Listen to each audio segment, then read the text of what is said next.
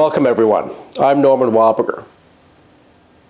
Today we're going to take a break from arithmetic and we're going to look at geometry. But it's a different kind of geometry from the one we've been talking about, involving the grid, plane, and rectangles. This is a more free-flow kind of geometry, which is perhaps even more elementary. It is unfortunately not very well studied in primary school education up till now. It's a sadly neglected topic, but it is a very excellent subject for young children to learn and to gain confidence with their geometrical intuition. The subject goes back to the ancient Greeks, to Pappus, who was a Greek mathematician who lived in Alexandria around 200 years after Christ. And he contributed a very important result, which we are going to eventually talk about.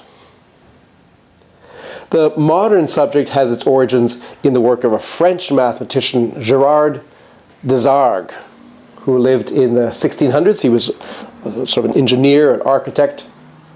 His student Pascal.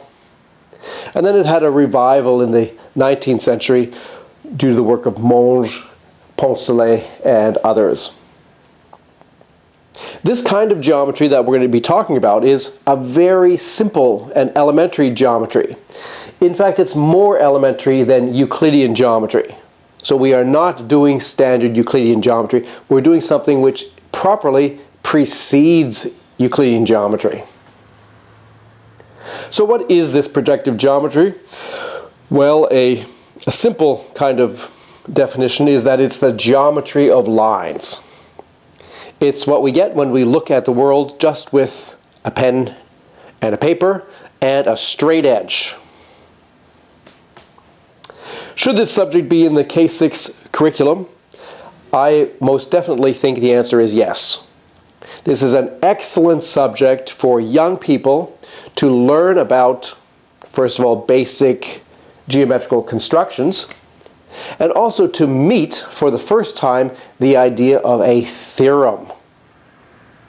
A theorem is a very important notion in mathematics. And what it is a key result. A key result which is not obvious. Mathematics is full of theorems, but many young students do not get exposed to them. They get more exposed to memorizing lots of definitions and learning algorithms for doing things. Those are all well and good. But mathematics has another side. The fact that there are these key results, these key facts that are like jewels or like gems. We call them theorems. And in projective geometry, even a very young student can meet some beautiful theorems. And you're going to meet a few of them today. So today we're just going to start with a gentle introduction to projective geometry, the geometry of lines. So what are the requirements that you're going to have to study this geometry? Well, we're going to need pencil or pens. And we're going to need lots of paper. And the paper that we're going to use is empty paper. So not with grid lines, just a spare empty piece of paper. And we're going to need one more thing, a straight edge or a ruler. But we say straight edge instead of ruler because the actual marks on this ruler are going to be irrelevant for us. We're not going to be doing any measuring. We're only going to use this ruler to draw straight lines on the page. And there are two basic constructions that we use over and over again. The first construction is the join of 2 points, and the second is the meet of 2 lines. So let's illustrate these. So here are 2 points, A and B, and they're just random points on the plane. Given 2 random points, we can construct their join. The join of 2 points is a line.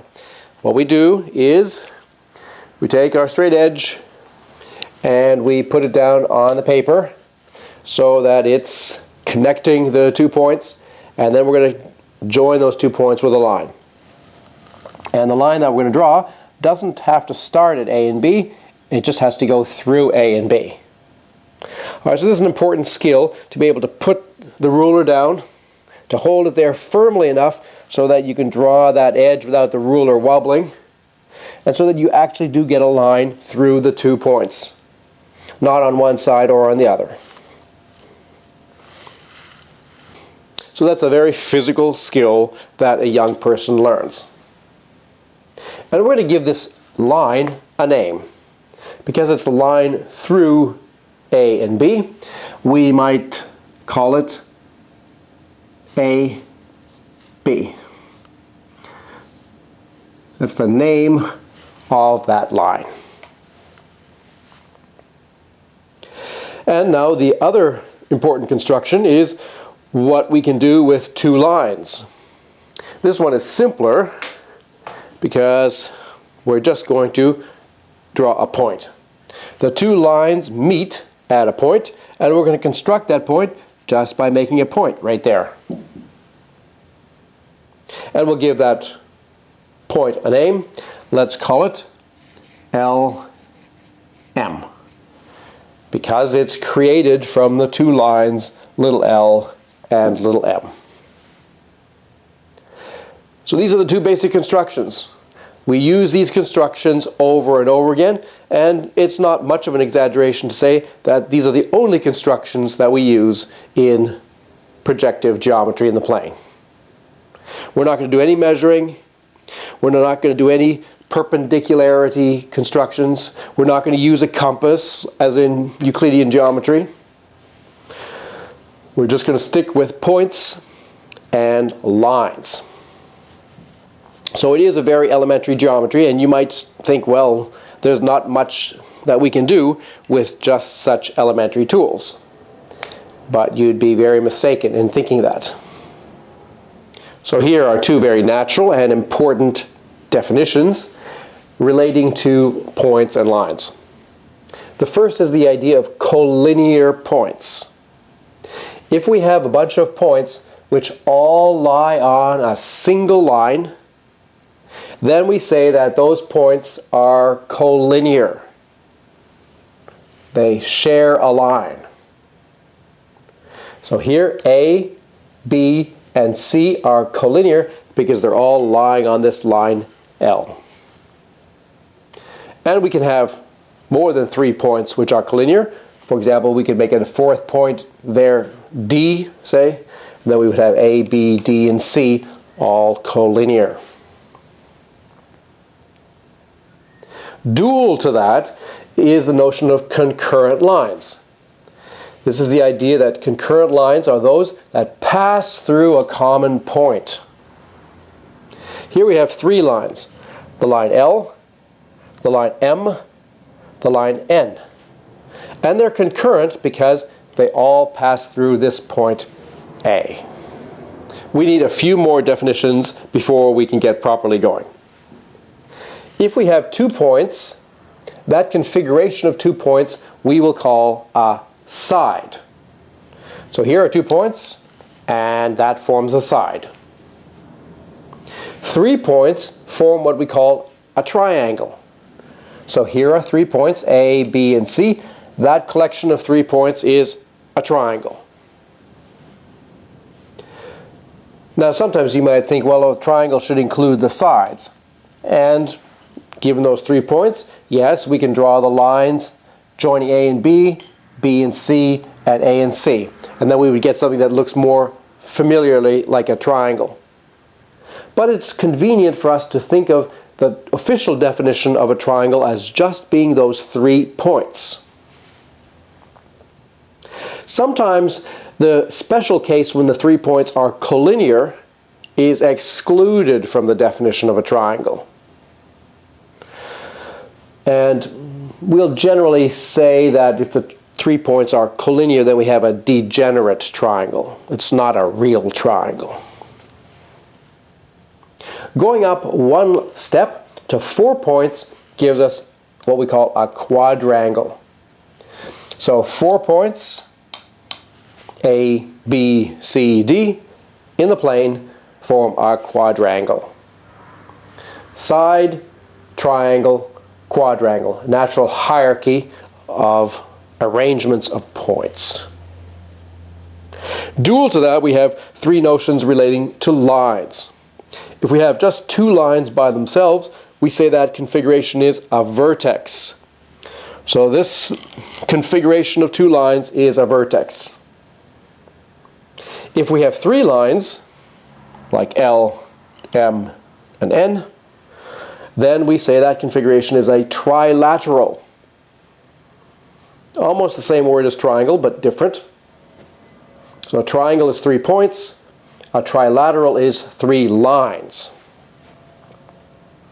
And in projective geometry, if you have 4 lines, that configuration is called a quadrilateral. So here we have 4 lines, L, M, N, and P. And they can be more or less wherever they want to be. That's a quadrilateral. Now, just as over here with the triangle, we said that if the 3 points are collinear, that's a degenerate case. So also with the trilateral, if the 3 lines are concurrent, then that's a degenerate trilateral. And there's also notions of degenerate quadrangle and degenerate quadrilateral. So when 3 of the 4 points are collinear, that's a sort of a special case. We sometimes say the quadrangle is degenerate.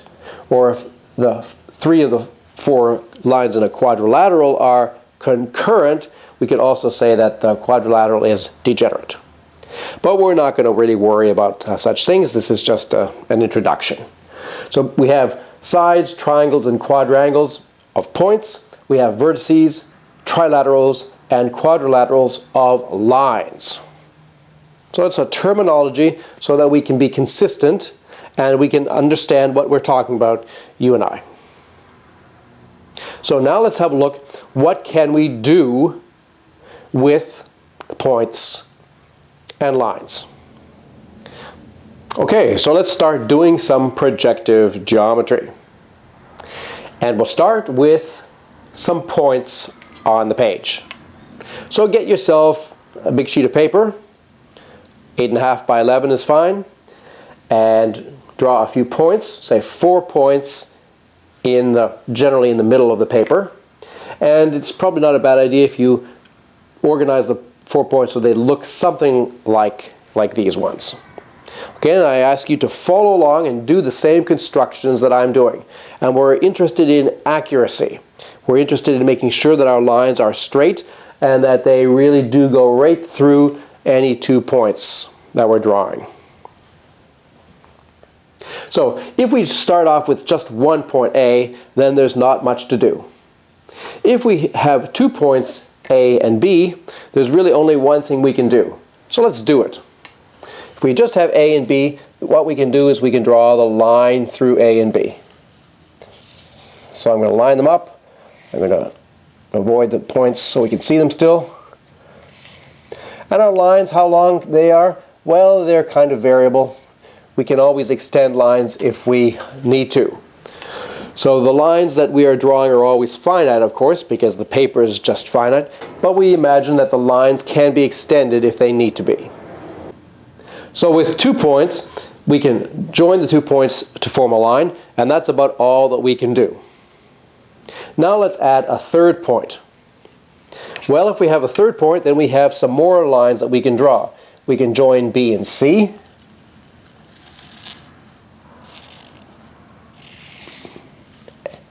And we can also join A and C. So please do that on your paper, making sure that you go right through the middle of the points and that you're not moving your ruler. So with 3 points, or a triangle, we can form an associated trilateral. We can draw the 3 lines determined by those 3 points. And after we've done that, then that's pretty well it. There's not much more we can do with those 3 points and 3 lines. But with a 4th point, all kinds of beautiful possibilities emerge. So from 3 points, which is rather limited, to 4 points is a whole lifetime of study. Let me see if I can convince you of that possibility.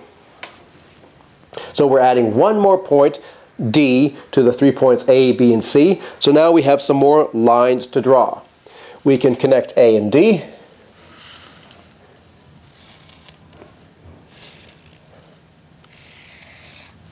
We can connect B and D.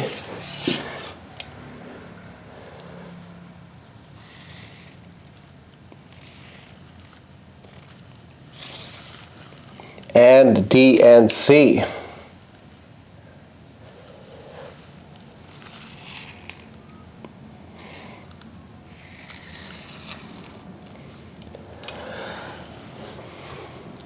And now we see that we've got 6 lines. So the 4 points determine 6 lines. Can you see those 6 lines? Let's make sure we see them. So there's AB, there's AC, there's AD, there's BC, there's BD, and there's CD. So we started off with 4 points, and now we have 6 lines. But we have something else, because those 6 lines meet in a couple of new points. We're getting a new point right here. And we're getting a new point right here. Any other new points? Well, there is another new point, but I need to extend my lines a little bit to see that point. So I need to extend this line a little bit, and this line a little bit, and it looks like we're getting our 3rd point just at the end of the page there.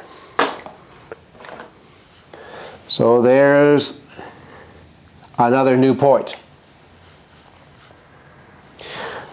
So we started with, we started with 4 points, and then we get 6 lines, and now we see that we also get 3 new, well, let's call them diagonal points. And maybe I can give them some names.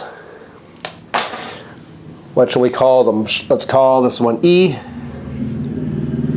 and F, and G over here. So we started with A, B, C, D. We've drawn our 6 lines connecting them, and we get 3 new points, E, F, and G, which we can call diagonal points. So what do you think we can do now? Well, whenever we have 2 points which are not connected with a line, we can connect them with a line. So E and F can be connected with a line. And let's do that. I'll do it in red here. Okay, so there's a red line going through E and F. And then we want a line through E and G.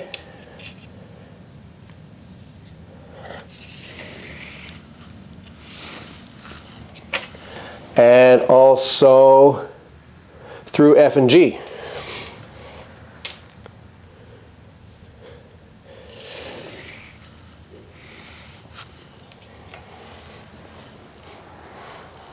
So we now have 3 diagonal lines.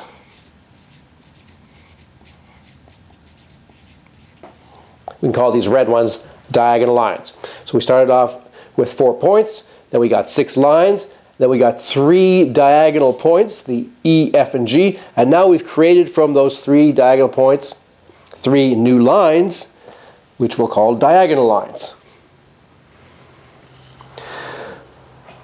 So what can we do now? Are there any more points that we can join? I don't know. All the points that we have created are now joined. But the other construction that we can do is we can find the meet of lines.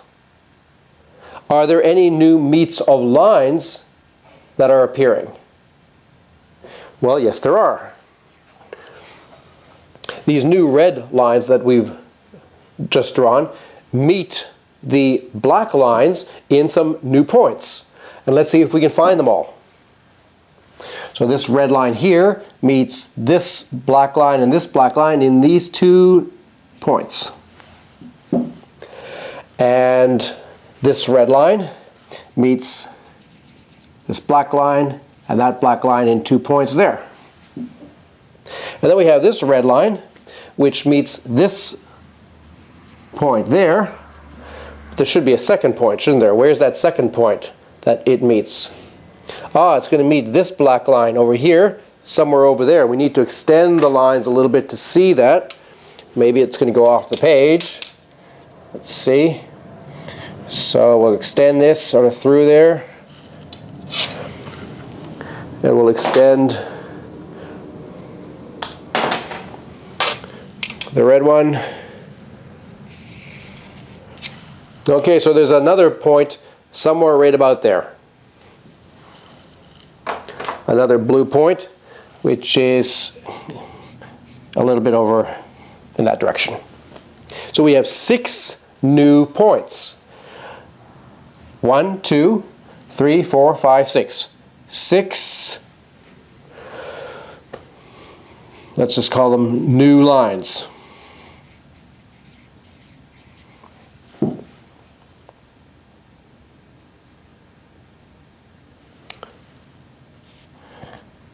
They're not lines, they're points. 6 new points. All right, good. What can we do now? Well, those 6 new points can be joined. And we might use green. Okay. So let's have a look at, say, these 2 blue points. We can join them. Keep going. Now we go, hey, wait a minute. How come the line joining those 2 blue points also went through that blue point? That seems like a coincidence or a bit of a surprise. Let's see what happens, say, with these 2 points. We can join them. They're not joined yet.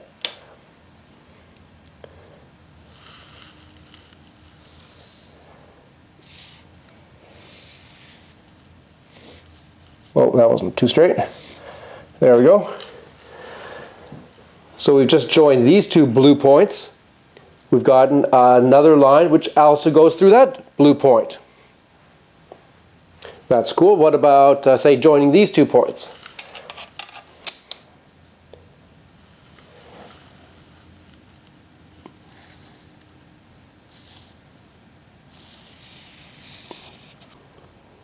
That looks a lot like it's going to go through that extra blue point, which is to the left here and off the page. And similarly between these 2 blue ones, which we haven't joined yet,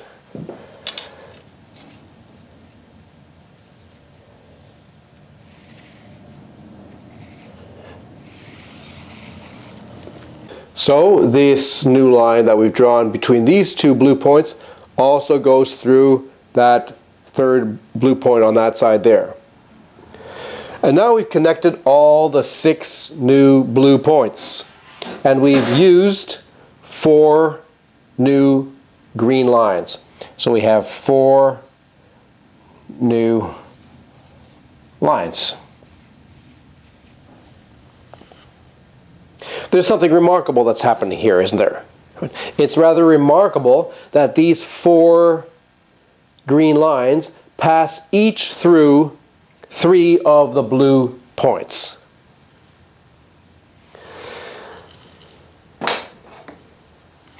So each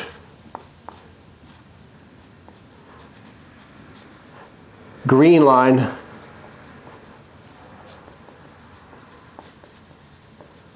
passes through 3 blue points. Or at least it appears to in this particular case that I have drawn. What about the case that you drew? Did you find also the same thing happening? Well, my guess is that if you did things accurately, you would have found that to be the case. So here's now a very interesting exercise to repeat this with a number of different configurations of 4 starting points and see if the same rather remarkable phenomena takes place. We started out with 4 red points. Ultimately, we ended up with 4 green lines that had a pleasant collinearity property with respect to these 6 blue points. So that was fun. Let's see what happens if we start with a quadrilateral instead of a quadrangle. If we start with 4 lines rather than 4 points. So here's a quadrilateral, and it's called lines Q, R, S, T. This is sort of my name or expression that we're going to use for a quadrilateral. There's a line Q, there's a line R, there's the line S, and there's the line T. 4 lines we're starting with. And now we're going to just do projective geometry constructions. Whenever we have a line, let's say Q, there's not much we can do with it. If we have 2 lines, say Q and R, then we can find their meet.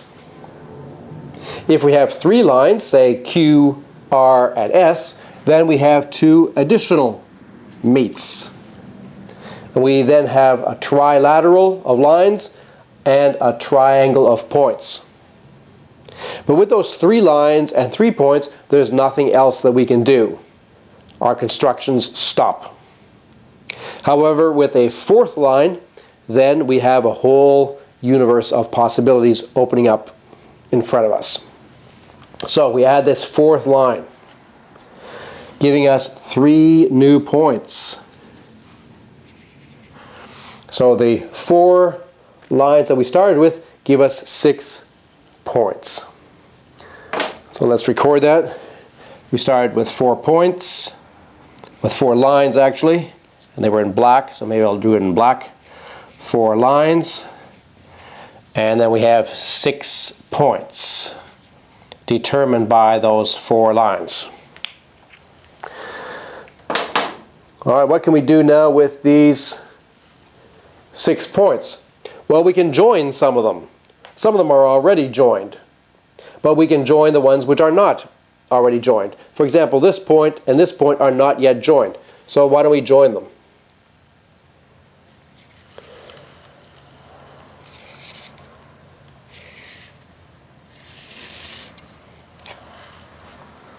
Where are some other 2 points that are not joined? These 2 points are not joined. Let's join them.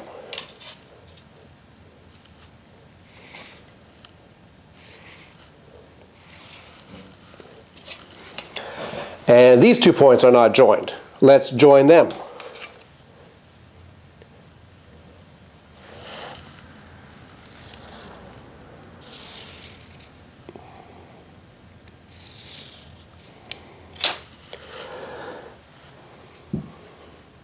Are there any more pairs of blue points which are not joined?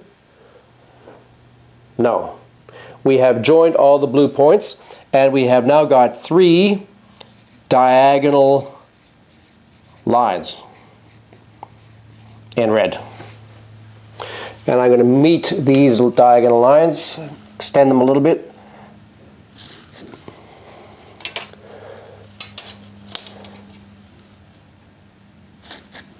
Okay.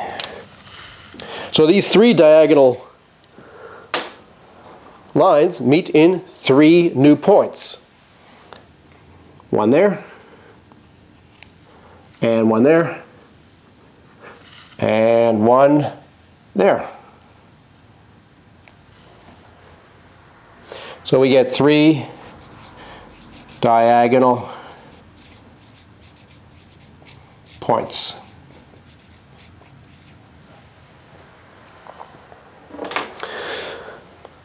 All right, that's good. So now what can we do? All the lines that we have drawn on this page their meets are already recorded. What about the points that we have drawn? Well, a lot of them have been joined, but there are some points which have not yet been joined. So we can join them. Which points have not been joined? Well, this one and this one, for example, haven't been joined. Let's join them.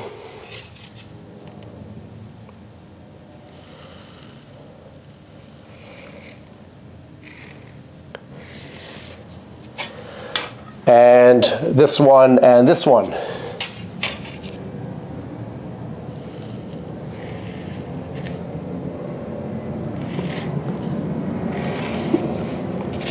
Or actually this one and this one also, we can do that one.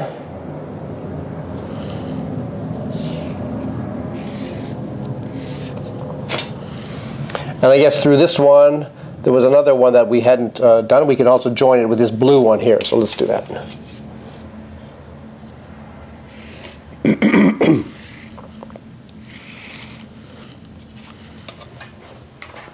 Any more? Well, what about this point here? This point can be joined to this blue one, and it can also be joined to this blue one. It's already joined to the other 4 blue ones. So we need to have 2 more lines through here.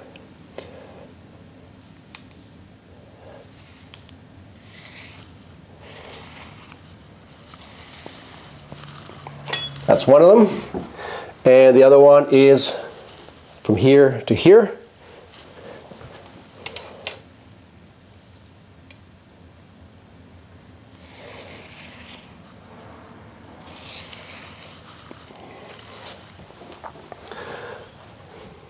So I'm drawing a few more lines there. I'm just going to extend these ones a little bit.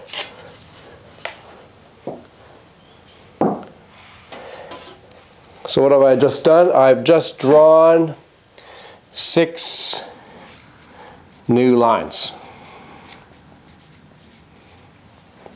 One's in green.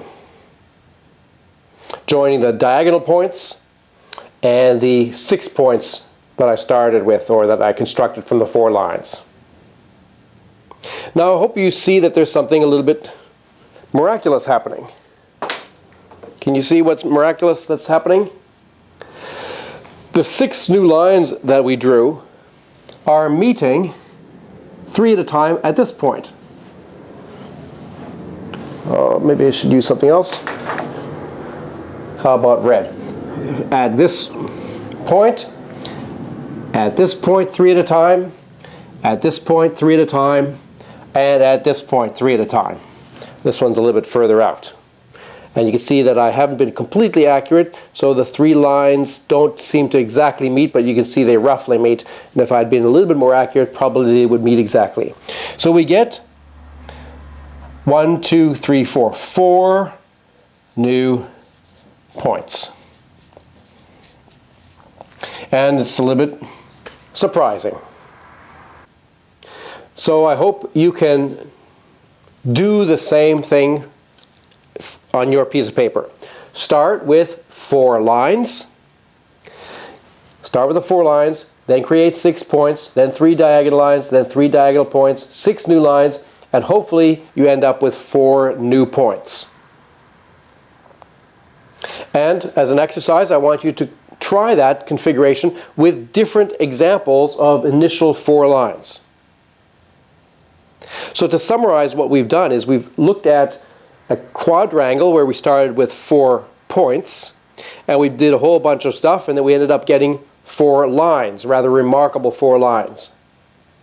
Here we've started with 4 lines.